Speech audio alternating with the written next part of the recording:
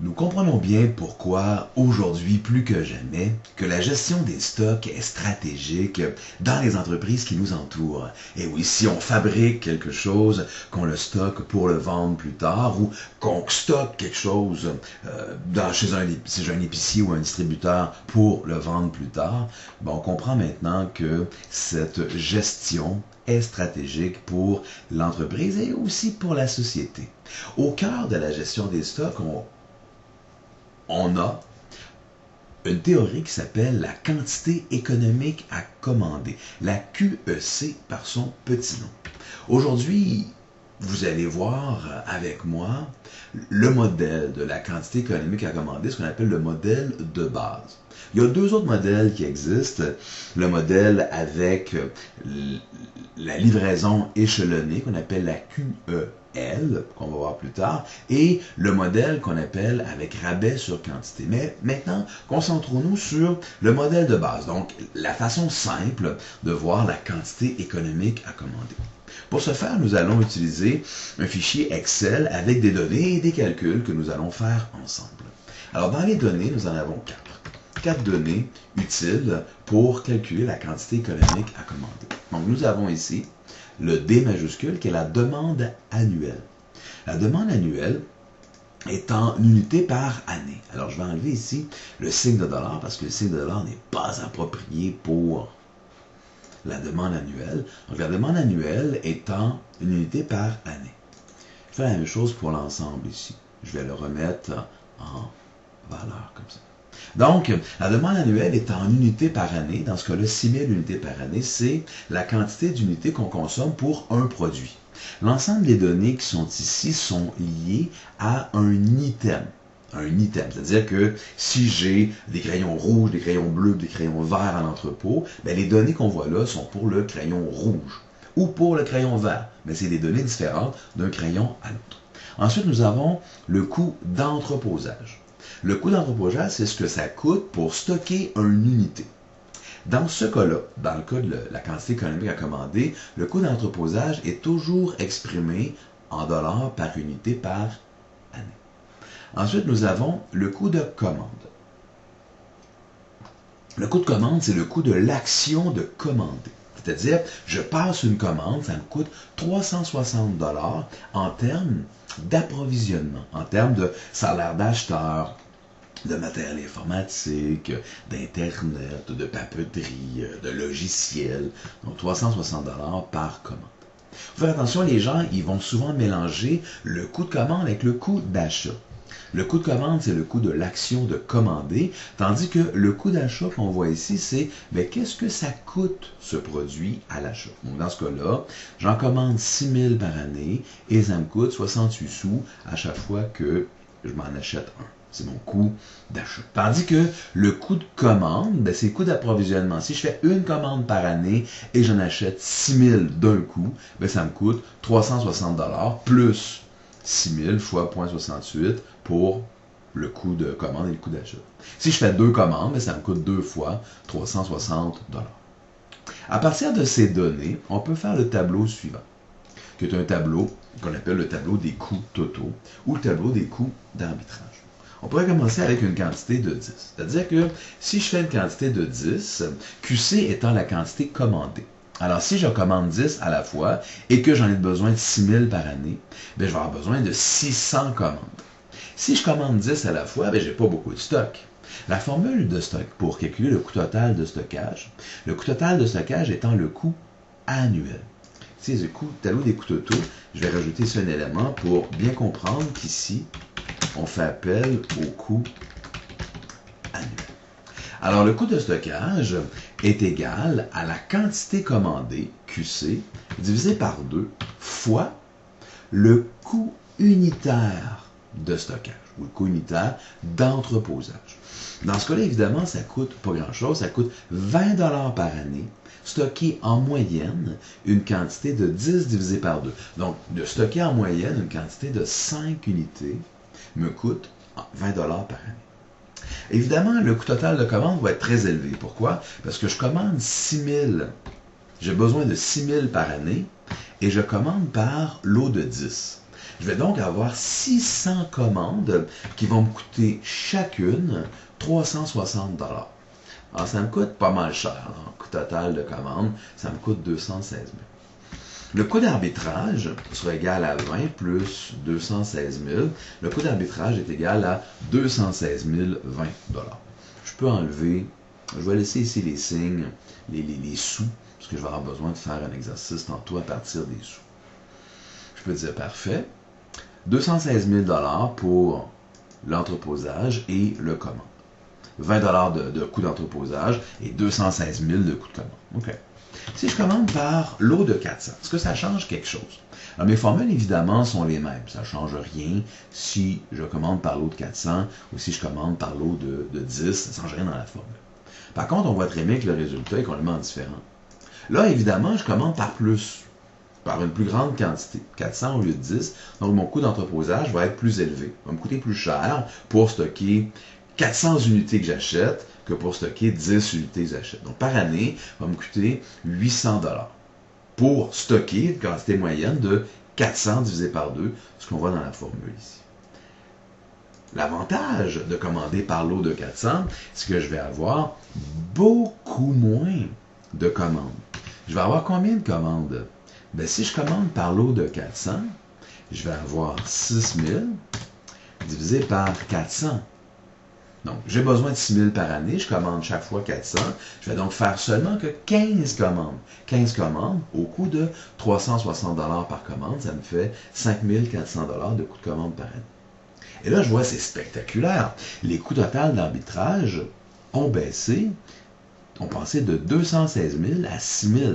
J'ai économisé quelque chose comme 210 000 $ juste en modifiant la quantité que je commande à chaque fois que je commande. J'ai pas fait grand-chose, là. J'ai juste dit, bon, au lieu d'en commencer 10 à la fois, je vais en commander 400 à la fois. Alors, ce qui se passe, c'est que j'ai économisé une somme extraordinaire en termes de coût total de commande. Et ça m'a coûté juste un petit peu plus cher de coût total d'entreposage.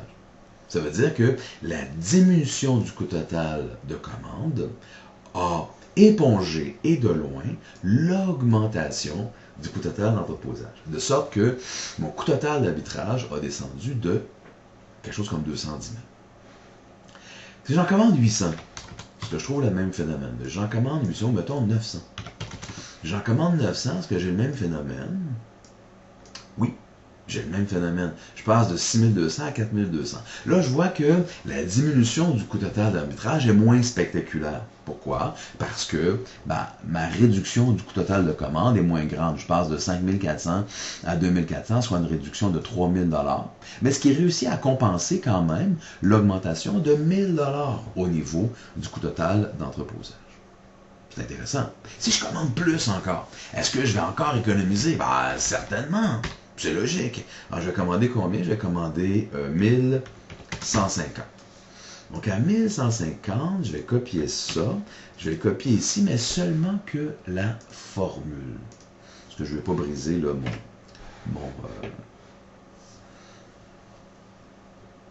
je vais pas briser mon format. À 1150, je vois que j'ai encore une diminution. Je vais commander un petit peu plus. À 1200, à 1200, je suis à 4200 encore. Ça n'a pas diminué à 1200. Eh bien, et si je commande à 1600, 1600, ça se met à augmenter. Et à 2000, pas à 2000, pas à 200, mais à 2000. À 2000, ça se met à augmenter encore. On voit très très bien ici, là, dans mon tableau, que quand j'augmente la quantité, le coût total d'arbitrage se met à descendre, mais à partir d'un certain point qu'on va mettre ici, le coût d'arbitrage se met à réaugmenter. Le point qui est ici, qui est le point minimum, s'appelle la quantité économique à commander. La quantité économique à commander, il y a une formule. La formule, c'est quoi? C'est 2 fois la demande annuelle fois mon coût de commande unitaire divisé par mon coût d'entreposage unitaire, le tout sous radical. Avec Excel, le radical ou la racine carrée, c'est un peu plus compliqué à faire, là. Donc, ce qu'on fait habituellement dans Excel, on fait exposant une demi. Exposant une demi, c'est exactement la même chose que la racine carrée ou le radical. Dans Excel, l'exposant est exprimé par l'accent circonflexe qu'on voit ici. Donc, ce que ça veut dire, ça veut dire qu'on va faire 2 fois la demande annuelle fois 2 fois la demande annuelle fois le coût de commande, divisé par le coût d'entreposage, le tout exposant une demi, donc radical. Ce qui me fait 1039. Alors, je vais mettre ici 1039. Et combien ça me coûte, ça, 1039? Alors, si la théorie de la quantité économique à commander est validée, bien, je vais obtenir ici le coût minimum. Donc, à 1039, je vois que j'obtiens un coût de 4156. Je pars d'un niveau très élevé, je descends, jusqu'à un minimum, et à partir de ce minimum, bien, ça recommence à réaugmenter. C'est-tu vrai? Ben, si je mets juste un petit peu avant le minimum, mettons que je mets 1035, à 1035, je vois que c'est plus haut, à 4156,96. Donc, je ne suis pas loin de 1039, mais je ne suis pas à la quantité économique à commander, donc ça me coûte un petit peu plus cher. Puis si je le mets un petit peu plus élevé, mettons 1041, à 1041, c'est la même chose, ça me coûte 4156,93, pas beaucoup plus que le minimum, mais quand même plus que le minimum. Okay, je vais revenir à mes valeurs initiales, à 800 et à 1200. Où j'étais à 900. J'étais à 900 et à 1200. Ça, c'est pour le coût total d'arbitrage. Vous remarquez que je n'ai pas utilisé le coût d'achat. Pourquoi? Ben parce que le coût d'achat, il est constant, tout simplement. Alors, si j'inclus dans mon tableau le coût d'achat, qu'est-ce que j'ai? Alors, le coût total d'achat, c'est quoi? C'est une formule très, très simple, le coût total d'achat. C'est une formule habituelle. Ça se trouve être la demande annuelle, 6 000, fois mon coût unitaire d'achat. Mon coût unitaire d'achat est à 68 sous. Donc, acheter ce produit-là me coûte 4080. Puis là, on voit très bien que c'est extrêmement bizarre quand j'en achète 10. Parce que quand j'en achète 10 à la fois, mon coût total de commande est de 216 000 pour un produit qui me coûte seulement 4080 par année. Vous voyez très bien que ça n'a pas de sens. Alors, je peux copier ça et le coller seulement avec les formules dans les cellules d'après. On voit ici que le coût total d'achat, il est constant. Que je commande par lot de 10, que je commande par lot de 900 ou par lot de 2000, le fournisseur me le fait à 68 sous tout le temps pour un total que je commande par année à 6 000. On sait que dans la réalité, c'est pas tout à fait ça. Le coût du fournisseur va varier en fonction de la quantité que j'achète. Mais ici, on suppose, dans le modèle de base, et c'est pour ça que c'est un modèle de base, on suppose que le coût, il est constant. Donc, le coût total d'achat est à 4080 tout le temps. Et on a par l'après le coût total. Le coût total, c'est quoi? C'est le coût total d'entreposage plus le coût total de commande plus le coût total d'achat. Dans le fond, c'est l'ensemble des coûts annuels qui donne le coût total. Et je comprends la formule qui est là et je la copie dans les cellules du bas, seulement que les formules, pour obtenir, dans le fond, une réponse qui est parfaitement équivalente au coût total d'arbitrage. Ce n'est pas les mêmes valeurs, évidemment, parce que j'ai rajouté le coût total d'achat. Sauf que la réponse est la même. La réponse, c'est quoi? C'est qu'à la quantité économique à commander, à 1039,2, ça me donne un coût total d'arbitrage minimum à 4156,92 ou bien un coût total annuel minimum à 8236,92. La quantité économique à commander, c'est ça. C'est une quantité qui minimise le coût annuel. Une fois que j'ai fait ce tableau des coûts, c'est très intéressant, je peux me faire un graphique. Alors, je vais prendre tout simplement les 4 premières colonnes ici. La colonne du coût total d'achat et du coût total de commande, ouais, je pourrais les prendre, mais le coût total d'achat va être une ligne droite. Puis le coût total de commande, le coût total plutôt, va être seulement la même courbe que le coût total d'arbitrage. Elle va juste être plus haute de 4080 $. Donc, habituellement, on va prendre seulement que ces 4 valeurs pour faire notre graphique. Alors, ce qu'on fait, on va dire insertion, on va prendre un graphique nuage de points avec, avec les droites, et on fait le graphique. Là, on voit que notre graphique, il est pas cool. Si je le mets sur un tableau, sur une feuille, je vois que je vois pas grand-chose sur ce graphique. C'est un graphique un peu bizarre. Pourquoi? Tout simplement parce que dans ma grille, j'ai une quantité ici qui est à 10, qui donne un coût total d'arbitrage vraiment complètement différent des autres. De sorte que l'échelle sur mon graphique, j'ai un point qui est vraiment très très élevé à 216, puis j'ai tous mes autres points qui sont à peu près pareils. Et sur ce graphique-là, on voit qu'on ne voit pas grand-chose dans les zones où les chiffres sont à peu près pareils, à cause que j'ai un point ici qui est vraiment très très très élevé. Donc, ce que je vais faire plutôt pour faire mon graphique, je vais oublier le 10, puis je vais juste le prendre à partir de 400. Ça va faire un graphique beaucoup plus raisonnable que le graphique qu'on voit ici. J'ai déjà fait ce graphique pour obtenir le graphique, j'ai déjà fait ce graphique pour obtenir le graphique suivant ici. Donc, si on prend les données qu'on a dans le tableau et qu'on oublie complètement la première donnée à 10, on obtient ce graphique. Sur ce graphique, il y a donc 3 courbes. La courbe en bleu, qui est le coût total d'entreposage. La courbe en bleu, en fait, c'est une ligne droite qui monte. Pourquoi? Parce que sur ce graphique, on a ici en abscisse les quantités commandées. Okay? Et en ordonnée, on a le coût total d'arbitrage. Donc, plus je commande une grosse quantité, plus mon coût d'entreposage est élevé. La courbe en orange, avec les triangles, c'est le contraire, elle baisse. La courbe orange, c'est mon coût total de commande. Elle, ce qui arrive, c'est que plus je commande une grosse quantité, moins je vais faire de commandes. Moins je vais faire de commandes, moins ça va me coûter cher de coût total de commande. Et celle qui est au-dessus des autres, qui est une courbe, qui part vers le haut, qui descend, qui touche un minimum à la quantité économique à commander, dans ce cas-là, 1039.2, et qui recommence à monter, elle, c'est la courbe du coût total d'arbitrage. Le minimum, qui est ici, dans ce cas-là, est exactement à l'endroit où les deux autres courbes se croisent. C'est toujours comme ça. Si on regarde ici à la quantité économique à commander, le coût total d'entreposage et le coût total de commande sont identiques à 2078. Ce n'est pas un hasard. C'est toujours comme ça. C'est-à-dire que la quantité économique à commander est atteinte lorsqu'il y a un équilibre qui se fait entre le coût total d'entreposage et le coût total de commande.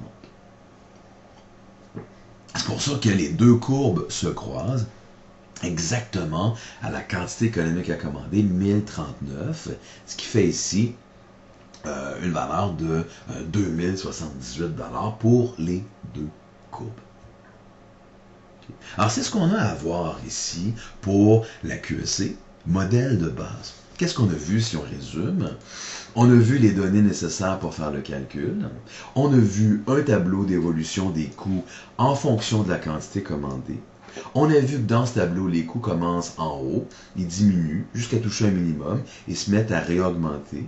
Et on a vu que le minimum est à un point qu'on appelle la quantité économique à commander.